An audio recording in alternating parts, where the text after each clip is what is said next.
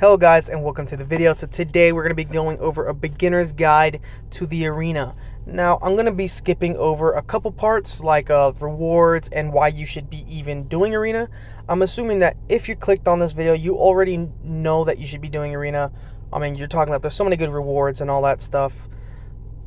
I'm assuming that what you want is help. Like, how do you win more of these fights? What monsters should I use? What teams should I use? And that's exactly why I'm here.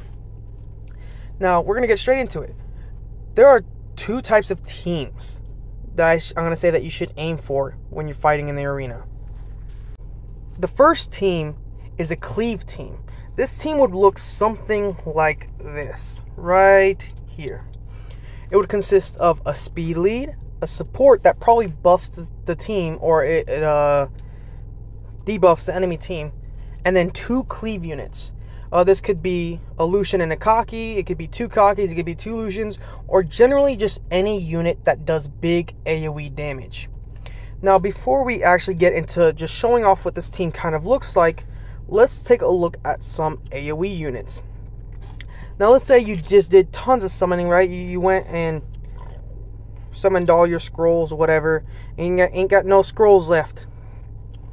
Well, you look through your monster storage and it might look something like this. You maybe got a couple 5 stars, you got quite a few 4 stars, and then you got whatever 3 stars. Again, a Cleave unit would be a unit that has high attack power, you know, a unit that could just do big damage, and it does AoE damage. So a unit like that might be like a 5-star like Basamith, where he has an AoE right here, plus he has good AoE, he has a good passive, plus he has a leader skill. You maybe have like the Polar Queen, who also has tons of AoE. Maybe the Light Twins, who have AoEs right here.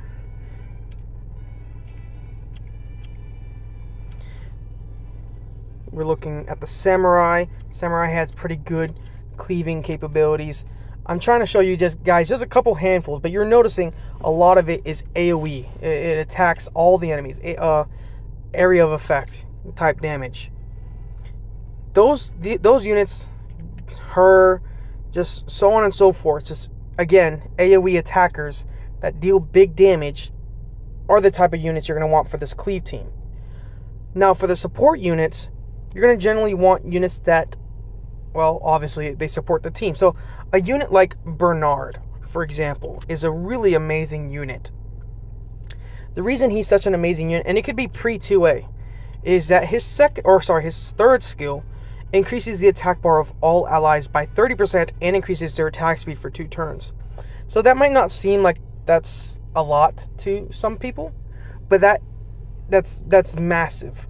Because when you think about it, let's say you use Fraun as the leader, then you have Bernard, and then you have 2 Lucians.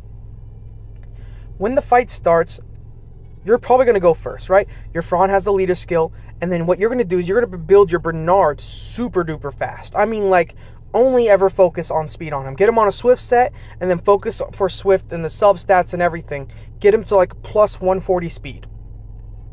So when the fight starts, he goes first, and then he will boost the rest of your team forward, meaning that your entire team is going to go before the enemy. When you do that, then Fraun will move next. She'll place immunity and attack buff on your entire team, and that's when your 2 Lucians with an attack buff will go in and cleave the enemy. That's how your Cleave team will work. There are other ways you could do it. You could bring in a unit that prevents the enemy from moving, like a Veramos maybe, or like Lapis, just as long as you understand what you're trying to do. So maybe I enter with my Fraun, and then, I don't know, maybe the Desert Queen. She increases the attack bar of all of my allies, and she gives us a shield, and she increases our attack power. So she's really helpful. I saw a defense that used the Fire Blade Dancer as well. So we'll go to the Fire Blade Dancer, see if we could find them real quick.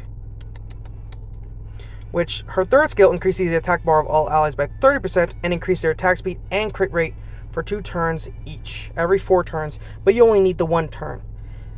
And so she gives us an attack bar boost crit rate boost. She's buffing the entire team. So you could generally just go through the search bar and just find units that prevent the enemy from moving. So Spectra is a good support. I can come in with Thrawn and Spectra. Spectra will prevent the enemy from moving as long as my Spectra is fast enough to move before the enemy. I could bring Tyrant, which Tyrant has a speed lead, and he crowd controls the enemy. Just 2 supports and a Cleave. So the way this Cleave team would work, I'm going to show you guys an example. Let's say we have a team like this.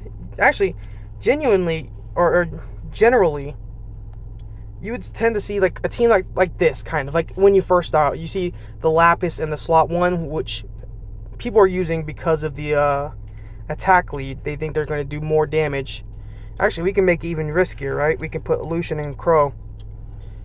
And then what we're going to do is we're going to enter with our 2 units, our Cleave units, and we're going to outspeed the enemy, and we're going to destroy the enemy. That Crow, I don't care how much attack damage it does. That Lucian, I don't care if it could one-shot me. It's not going to get a chance to move. It's going to die before it even gets a chance. So I go first. Thanks to Thrawn, immunity, and attack buff, I freeze the enemy. So even if they do get a turn, they're not going to actually be able to do anything. Cocky goes in. Boom. Lucian goes in. Pretty much finishes off the entire enemy team. There is no way that this Veramos makes a comeback. And then I go in, and I pretty much finish off the fight. And I win. And that's how a majority of your fights will go with a Cleave team.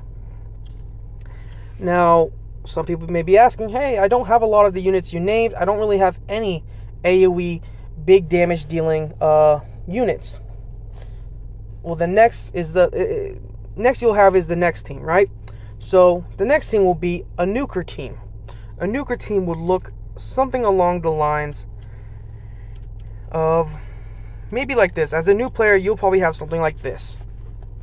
Again, maybe take out Veramos and put Bernard, but it'll look something like this. Now, the way this team will work, again, we're going to use the same exact team.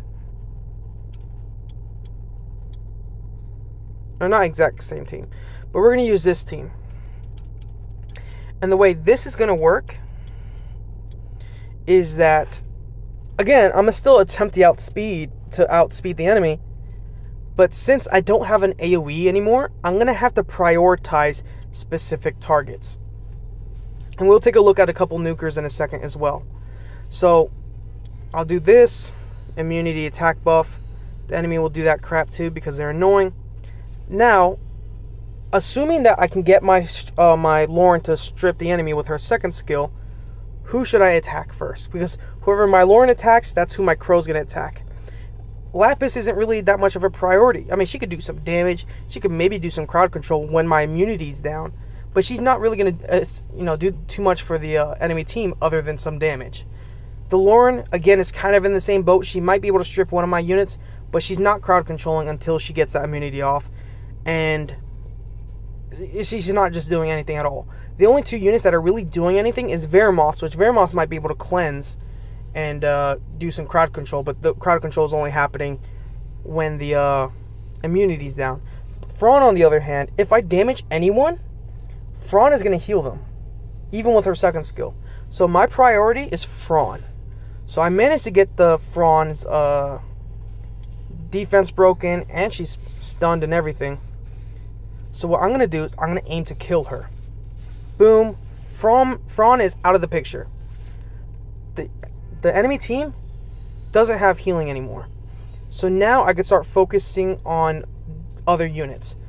Now I can't really do anything till that immunity's gone, so I'm going to aim to see if I can maybe do some damage to Lapis. It's kind of scary. Boom, we took Lapis out. Now we're going to do this. We're going to aim for Veramos. Reason being is because if we aim for Lauren, Veramos can cleanse the defense break off of her like we mentioned from before. So we'll aim for Veramos. Try and kill him as quickly as possible. Let's get some heals up so we don't die. And there we go. There's no way Lauren is making a comeback. So now we can finish her off. And we win. And this is generally how you're going to want to approach a lot of teams with this Nuka team. You're going to want to prioritize specific targets. Thrawn is the biggest threat because she can heal everyone. So, for example, let's say you go off against a Riley. Riley's going to give immunity and attack buff and healing. She's going to do a lot of that. And unless you can out-damage that healing and prevent her from even doing any of that stuff, you're going to want to aim for her. Now, what are a couple nukers that you guys might have? So again, we're going to go to the monster storage and we're going to take a look at a couple of these guys. So other than Crow, the Dark Inugami, which is totally free to play, we could take a look. We just need units that do big single target damage. The Sniper is a pretty good unit. You can see that he has the ignores the target's defense. That's a pretty big deal. The same thing with the Fire Sniper. It's not that bad. A couple of the twins do have only single target damage. You get the Fire Twins who have AoEs, and then you get the Water Twins that have single target. You get the Assassin here. I believe this guy only has, yeah. He has single target. He could do pretty decent damage. You got the Rakasha, so on and so forth. You also got another 3-star that you can use is Ryok, the Fire Inugami, which Ryok is an amazing unit. If you get him to aid, he could team up with other allies. You would build him on high damage. He has 801 attack stat, which is pretty good. And if he does kill the enemy, he gains another turn, and the cooldown of this skill goes down by 1. So he can just go in and go nuts. So those are generally the 2 teams that you should use in the beginning. Again, a good support would be Bernard, or just anyone who's generally either boosting attack bar or boosting your team, or just doing both, or debuffing the team and crowd controlling them. You just really want to control the fight. So either control your team by pushing them forward and just doing as much damage as possible and killing priority targets, or prevent the enemy team from doing what they have to do and then just, I don't know, F around. So those are generally the teams you're going to want to bring. So instead of giving you guys a specific team, I'm showing you guys what monsters to look for.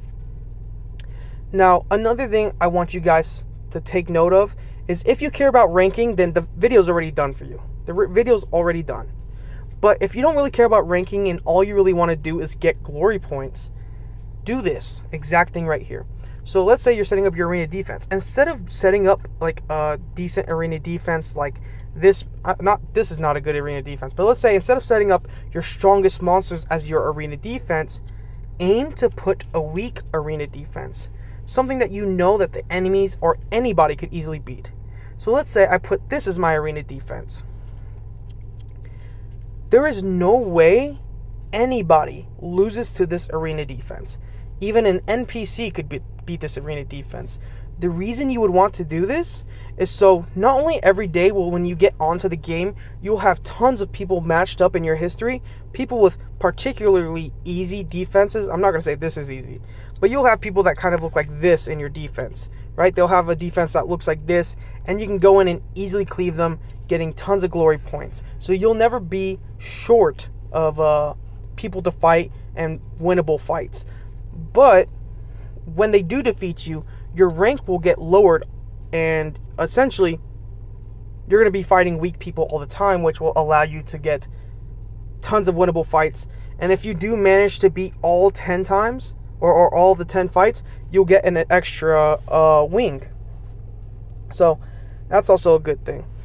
Also, if you feel like you never have enough wings, you can go to the community, do your daily quest of sending all gifts, and then you go here and you get some wings. So there you go. There's my beginner's guide to the arena.